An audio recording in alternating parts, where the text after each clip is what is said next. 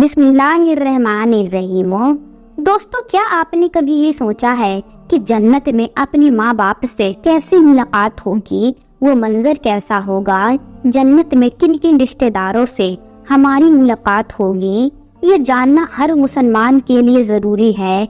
और इस मालूमात को जानकर आप हैरान रह जाएंगे। सब कुछ बताने वाले हैं, बस आप इस वीडियो को एक लाइक करके वीडियो पूरा ज़रूर देखिएगा। प्यारे दोस्तों, किसी भी इंसान के लिए दुनिया में सबसे ज़्यादा पाकीज़ा और मोहब्बत करने वाला रिश्ता उसके माँ बाप का है। इसके बाद इंसान की सगी बहन, भाई और फिर दूसरे रिश्तेदार आते हैं। इस दुनिया में कायम ये रिश्ते किसी भी इंसान के लिए अव्वलीन तरजीब होते हैं, जबकि कुछ रिश्ते तो हमारी ज़िंदगी के ऐसे अहम होते हैं कि उनके बगैर ज़िंदगी गुजारना नामुमकिन और मुहाल हो जाता है। प्यारे दोस्तों, जन्नत एक ऐसी शानदार और बेमिसाल जगह है जो अल्लाह तबारक व तआला ने ईमान वालों के लिए बनाई है, और इसमें ऐसी ऐसी नेमतें रखी है जो ना किसी आँख ने देखी, ना किसी कान ने सुनी और ना ही किसी दिल में इसका ख्याल आया। जन्नत के बारे में जो कुछ बयान किया जाता है वो सिर्फ समझाने के लिए होता है, वरना दुनिया की आला तरीन चीज का भी जन्नत की किसी नेमत से कोई मुकाबला नहीं। लेकिन अब सवाल ये है कि क्या इंसान की ना खत्म होने वाली जिंदगी में भी हमारे ये अहम और पाकीज़ा रिश्ते क्या हमारे साथ होंगे? यानी क्या मरने के बाद जन्नत में भी क्या ये माँ बाप, सगे भाई बहन और रिश्तेदार हमारे साथ होंगे या नहीं? दोस्तों, ये सवाल अक्सर हमारे जहन में आता है कि इस दुनिया में हमारा सबसे अजीम रिश्ता यानी हमारी माँ क्या जन्नत में भी हमारे साथ होगी? हदीस की रोशनी में इस सवाल का जवाब तलाश करते हैं। दोस्तों, हदीस में है कि जब कोई रूह इल्लियीन में पहुंचती है, दोस्तों हम आपको बता दें, इल्लियीन वो जगह है यानी जन्नत की सबसे ऊंची जो जगह है जिसको हाईएस्ट प्लेस इन पैराडाइज कहते हैं। तो जब कोई रूह इल्लियीन में पहुंचती है तो वहां पर मौजूद रूहें उससे मिलने आती है और दुनिया में अपने रिश्तेदारों के बारे में मालूम करती है। और इस तरह से जब कोई इंसान मरने के बाद इल्लियीन में पहुंचता है तो उसके रिश्तेदार उससे ऐसे मिलते हैं जैसे किसी दूर दराज से आने वाले मुसाफिर से मुलाकात की जाती है, और दोनों आपस में मिलकर बहुत खुश होते हैं। अल्लाह ताला फरमाता है, ऐ मेरे बंदो, आज तुम पर ना कोई खौफ तारी होगा, ना तुम गमगीन होगे। मेरे वो बंदे जो हमारी आयतों पर ईमान लाए थे और फर्मा बरदार रहे थे, तुम भी और तुम्हारी बीवियां भी खुशी से चमकते चेहरों के साथ जन्नत में दाखिल हो जाओ। उनके आगे सोने के प्याले और गिलास गर्दिश में लाए जाएंगे, और इस जन्नत में हर वो चीज होगी जिसकी दिलों को ख्वाहिश होगी और जिसमें आंखों को लज्जत हासिल होगी, और उनसे कहा जाएगा कि इस जन्नत में तुम हमेशा रहोगे। प्यारे दोस्तों, इन आयत से ये साबित होता है कि जन्नती मर्दों की बीवियां भी जन्नत में उनके साथ होगी और एक साथ ही जन्नत में रहेंगे। वो जन्नत में उन्हें हर वो चीज मुहैया की जाएगी जिसकी वो ख्वाहिश करेंगे।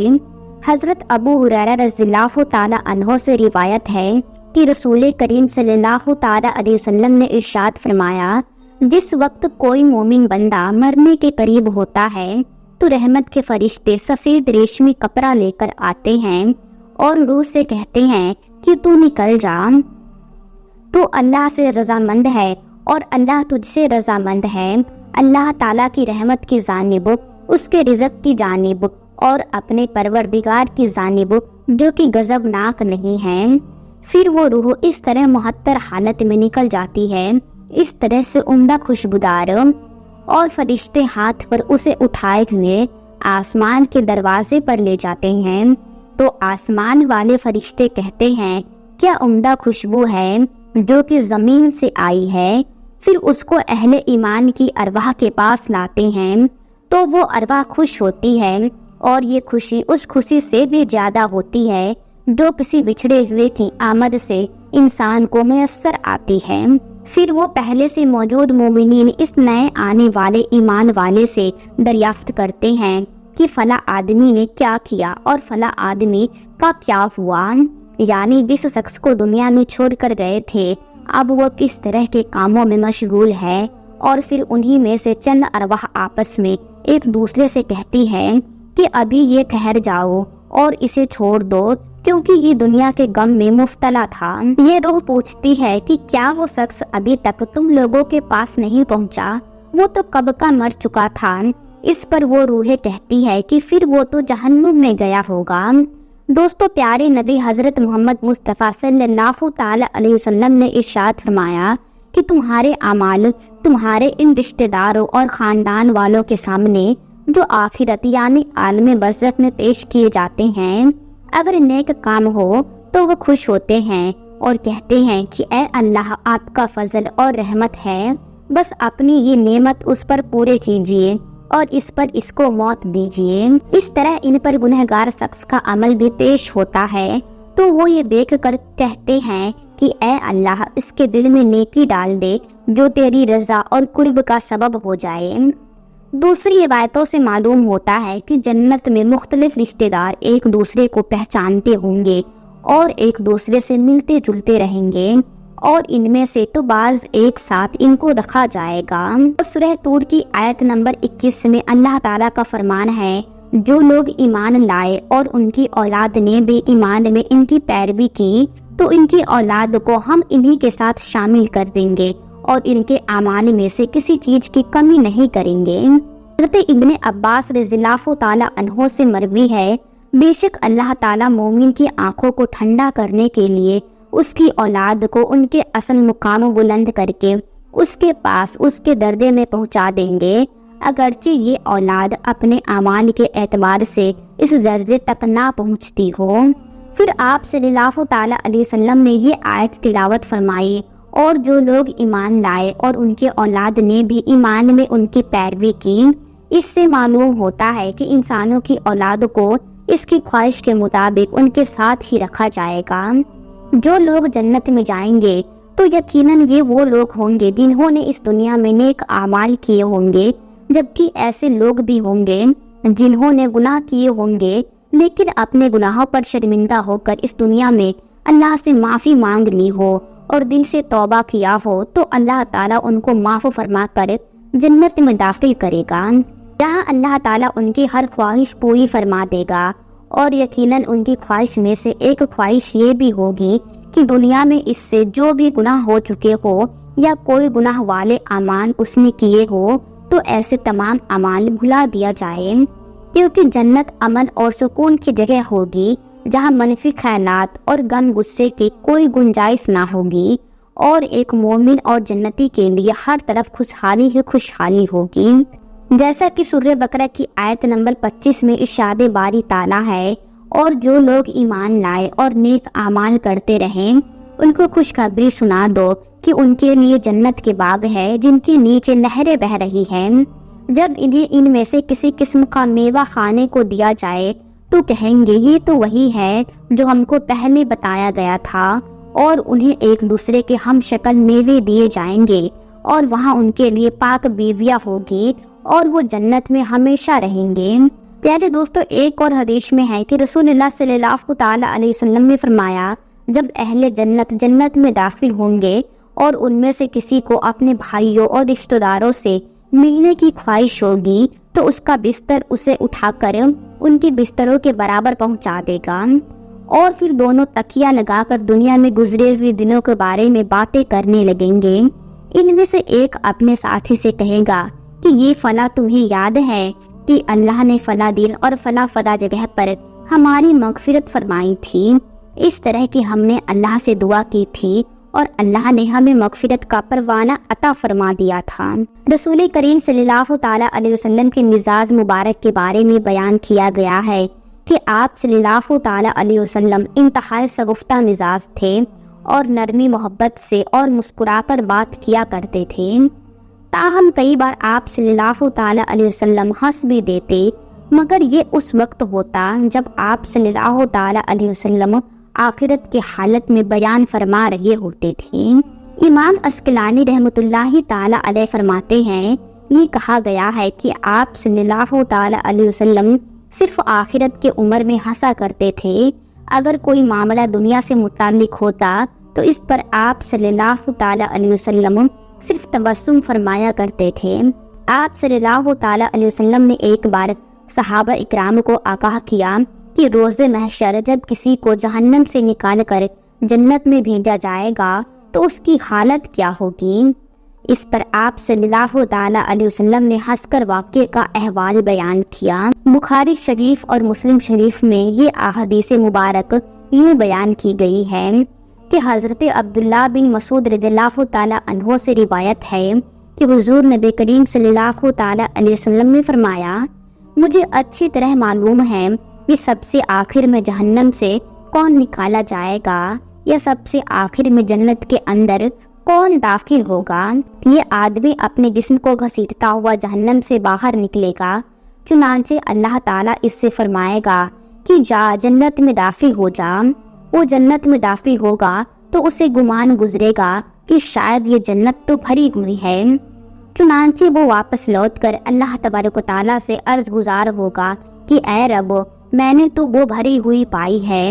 یعنی وہ شخص جیسے ہی جنت میں جائے گا اور واپس لوٹ کر آئے گا اور اللہ تعالیٰ سے عرض کرے گا کہ اے اللہ، جنت تو بھری ہوئی ہے، چنانچہ اللہ تعالیٰ اس سے فرمائے گا جا اور جنت میں داخل ہو جا، کیونکہ تیرے لیے جنت میں دنیا کے برابر نہیں بلکہ اس سے 10 گنا زیادہ حصہ ہے۔ اللہ تبارک و تعالیٰ نے فرمایا کہ تیرے لیے 10 دنیا کے برابر حصہ ہے۔ وہ عرض کرے گا کہ اے اللہ، کیا مجھ سے مذاق کرتا ہے یا مجھ پر ہنستا ہے، حالانکہ تو حقیقی مالک ہے۔ حضرت عبداللہ بن مسعود رضی اللہ تعالی عنہ بیان کرتے ہیں کہ میں نے دیکھا، اس پر حضور نبی کریم صلی اللہ تعالی علیہ وسلم ہنس پڑے، یہاں تک کہ آپ صلی اللہ تعالی علیہ وسلم کے دانت مبارک نظر آنے لگے۔ آپ صلی اللہ تعالی علیہ وسلم فرماتے ہیں کہ یہ اہل جنت کے سب سے کم درجے والے شخص کا حال ہے۔ حضرت ابو سعید خدری سے روایت ہے کہ رسول اللہ صلی اللہ تعالی علیہ وسلم نے فرمایا، جو آدمی سب سے آخر میں جنت میں داخل ہوگا وہ گرتا پڑتا اور گھسیٹتا ہوا دوزخ سے اس حال میں نکلے گا کہ دوزخ کی آگ اسے جلا رہی ہوگی۔ پھر دوزخ سے نکل جائے گا تو پھر دوزخ کو پلٹ کر دیکھے گا اور دوزخ سے مخاطب ہو کر کہے گا کہ بڑی بابرکت ہے وہ ذات جس نے مجھے تجھ سے نجات دی، اور اللہ تعالیٰ نے مجھے وہ نعمت عطا فرمائی ہے کہ اولین آخرین میں سے کسی کو بھی وہ نعمت عطا نہیں فرمائی۔ پھر اس کے بعد ایک درخت بلند کیا جائے گا، وہ آدمی کہے گا کہ اے میرے پروردگار، مجھے اس درخت کے قریب کر دیجئے تاکہ میں اس کے سائے کو حاصل کر سکوں اور اس کے پھلوں سے کچھ کھا سکوں یا پیوں۔ اللہ تعالیٰ فرمائے گا، اے ابن آدم، اگر میں تجھے یہ دے دوں تو پھر اس کے علاوہ اور کچھ تو نہیں مانگے گا؟ وہ عرض کرے گا کہ نہیں میرے پروردگار۔ اللہ تعالیٰ اس کے علاوہ اور نہ مانگنے کا معاہدہ فرمائے گا اور اللہ تعالیٰ اس کا اجر قبول فرمائیں گے، کیونکہ وہ جنت کی ایسی ایسی نعمتیں دیکھ چکا ہوگا کہ جس پر اسے صبر نہ ہوگا۔ اللہ تعالیٰ اسے اس درخت کے قریب کر دیں گے، وہ اس کے سائے میں آرام کرے گا اور اس کے پھلوں کے پانی سے پیاس بجھائے گا۔ پھر اس کے لیے ایک اور درخت ظاہر کیا جائے گا جو پہلے درخت سے کئی زیادہ خوبصورت ہوگا۔ وہ آدمی عرض کرے گا کہ اے میرے پروردگار، مجھے اس کے قریب کر دیجئے تاکہ میں اس کا سایہ حاصل کر سکوں اور اس کا پانی پیوں، اور اس کے بعد میں اور کوئی سوال نہیں کروں گا۔ اللہ تعالیٰ فرمائیں گے، اے ابن آدم، کیا تو نے مجھ سے وعدہ نہیں کیا تھا کہ تو مجھ سے اور کوئی سوال نہیں کرے گا؟ اور اب اگر تجھے اس درخت کے قریب پہنچا دیا تو پھر تو اور سوال کرے گا۔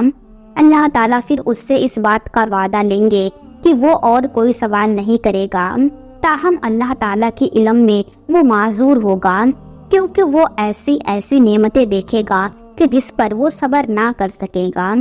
پھر اللہ تعالیٰ اس کو درخت کے قریب کر دیں گے اور پھر وہ اس کے سائے میں آرام کرے گا اور اس کا پانی پیے گا۔ پھر اسے جنت کے دروازے پر ایک درخت دکھایا جائے گا جو پہلے دونوں سے زیادہ خوبصورت ہوگا۔